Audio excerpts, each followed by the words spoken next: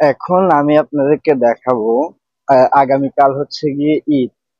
আর আমি আপনাদেরকে দেখাবো যে একজন প্রবাসীর, একজন না অধিকাংশ প্রবাসীর ঈদটা কেমন যায়। আমি এখন যাচ্ছি, এটা হচ্ছে মাকসালা, যেটাতে কাপড় চোপড় ধোয় সেটা। আর সেইখানে কেন যাচ্ছি সেটাও ভিডিওর মধ্যে এখন দেখাবো আপনাদেরকে।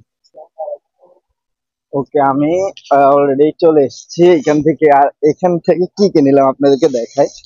এখানে হচ্ছে আমার একটা পুরনো, যেটা কয়েকদিন আগে কিনেছিলাম, তো পাঞ্জাবির মতো আরবিরা যেটা পরে থাকে সেটা একটা পাঞ্জাবি আর একটা পায়জামা। অধিকাংশ প্রবাসীরা কি করে, ঈদের সময় হয়তো পরিবারের কথা চিন্তা করে অথবা একদিন ওই হিসাব চিন্তা করে অধিকাংশ প্রবাসীরা আছে যারা কিনা ঈদের দিন কোনো শপিং করে না। আর আপনারা কারা কারা এই ধরনের কাজ করে থাকেন আমাকে অবশ্যই কমেন্ট করে জানান। সবাইকে অগ্রিম ঈদের শুভেচ্ছা। আসসালামু আলাইকুম।